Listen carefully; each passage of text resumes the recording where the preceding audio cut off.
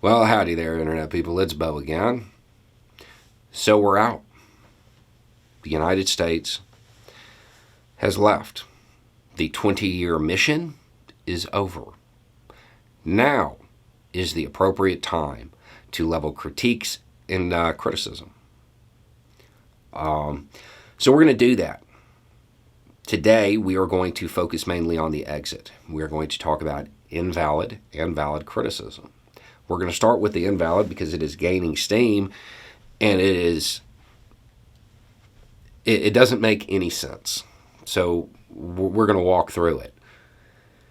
If you missed it, a report came out that says the opposition there, now the de facto government, offered the capital city to the United States, said, you guys secure it. And the Biden administration said no. This is being spun into the outrage du jour by kind of implying that if the Biden administration had done this and secured the Capitol, well, then that thing at the airport wouldn't have happened. That kind of overlooks the fact that the reason the thing at the airport happened is because we really didn't have enough troops to secure the airport. It seems unlikely that we would have been able to secure the entire city. I understand that to most pundits in the United States, Afghanistan is a bunch of dirt and villages. The capital city has more than 4 million people in it. Securing it is difficult, to say the least. We all saw how many troops it took to secure the Capitol building in the United States. Now imagine a city of 4 million. The reason the opposition offered it is because they didn't have the troops to secure it either. If anybody is suggesting that this was a good idea, this is a 100% indication that they have no business providing, quote, expert advice. Either they don't know what they're talking about or they are politicizing it. And this, in and of itself, I cannot think of a single thing that has come out of the cable news network experts that is more certain to exponentially grow the number of American lost. The manpower wasn't there. Aside from that, these people who are indicating this was a good idea still don't understand what was happening. It was a withdrawal. The United States wasn't waging war anymore. Seizing the Capitol doesn't really make a whole lot of sense. It just gives multiple locations for things to go wrong. It creates even more moving parts in an operation that already had a whole lot. This was not a good idea. The Biden administration made the right call. The war at that point was over. There's no sense in wasting more in pursuit of, I'm not even sure. Totally invalid criticism, in case I haven't made that clear. So what are the valid ones? Because there definitely are some. Let's go through what they look like by using tactical, operational, and strategic examples. On the tactical level, when the thing at the airport happened, my understanding is that a whole lot of American troops ran in to be heroes. They ran in and immediately started administering aid. And to a lot of people at home right now, probably like, good, that's what they're supposed to do. It's actually not. A very common tactic is to create something like that. And then when the responders show up, do it again. That training has apparently been lost. That is probably something that should be reviewed, because we will continue to engage in these sorts of conflicts. So that's something that should probably be reinstilled. The primary objective at that point is to secure everything and then administer aid. Okay, so that's tactical, low level. Now we're going to go to operational. The perimeter should have been pushed back. The perimeter should have been pushed back. Now, you can't push back to encompass the whole city because you don't have the manpower. But the more distance between the perimeter and the actual location where things are happening, the better. Now, is there a reason they didn't push it back further? Yeah, the further out you push the perimeter, the more spaced out your troops are. I can say this in hindsight because I know that there's not going to be an on-the-ground push to take the airport. The commander there, did they know that? No.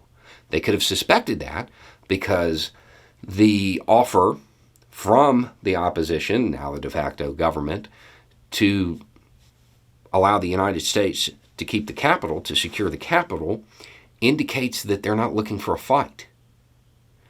Which, that, by the way, is the appropriate take on that. It actually backs up the whole reason why the Biden administration has a little bit of faith in how they're going to behave. So, you could have taken that as a sign, but if you're a commander, your job is to mitigate risk. So, you don't want to space your people out too far. You don't want them too thin. I think it could have been further out. But also wasn't there. At an operational level, that seems like the big one. At a strategic level, and this to me is the single most important thing and the biggest mistake the Biden administration made, they had bad messaging throughout. Bad messaging throughout. And that may not seem important, but it really is. Because this switched from a hasty withdrawal into a humanitarian operation. But they couldn't get people behind it. At those press conferences, and I'm not going to lie, I actually like watching her, handle some of the people in the room. Okay, it is entertaining. But the goal of those press conferences should be to inform the American public. There was a lot of information that went out from experts who may or may not know what they were talking about that wasn't accurate. And that could have been mitigated at those press conferences by really informing the American people rather than just creating sound bites. Have a little faith in the press. Inform the press and allow the press to inform the people. That seems like a huge error. And then there were a lot of people talking because I know this person won't get their feelings hurt by it. The Secretary of Defense said something that just, I couldn't believe he said it. He said that the United States didn't have the capability to go use helicopters to get people. That was horrible messaging. That was horrible. Because pretty much every conservative American knows that the United States does, in fact, have that capability. The desirability of not using that capability wasn't explained. The fact that it wasn't a good idea to go do it wasn't explained. Instead, it was just, well, we can't do that right now. That type of bad messaging was what led to people saying, well, Biden just doesn't care. It was mistakes like that. When you are mounting an operation of this size, you have to have public support. And during this, you had people in Congress sharing opposition propaganda. And yeah, a lot of that's on them. It is on them for either not understanding what they were doing, or they were quite literally rooting for U.S. troops to get hurt so they could get political talking points. And I'm sure that there are some on both both sides there. They both options. I think that proper messaging could have helped a lot here.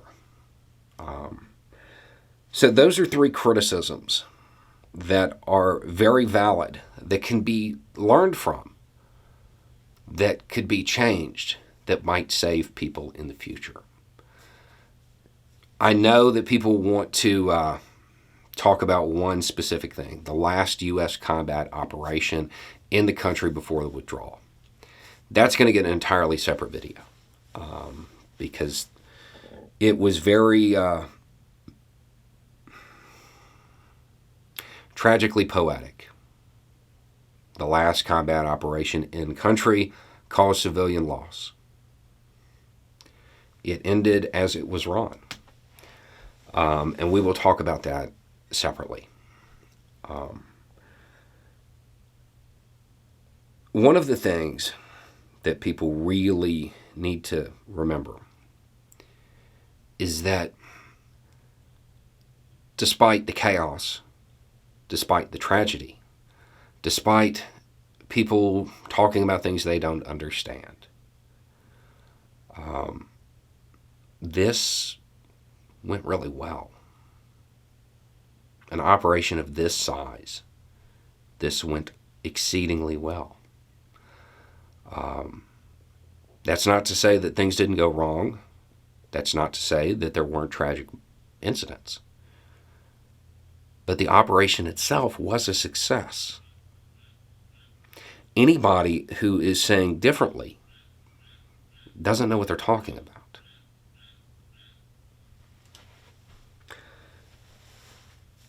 One other thing that I think, kind of as an afterthought, that the administration might have done that would have helped early on is when they started coming out saying, well, why didn't the Biden administration evacuate them?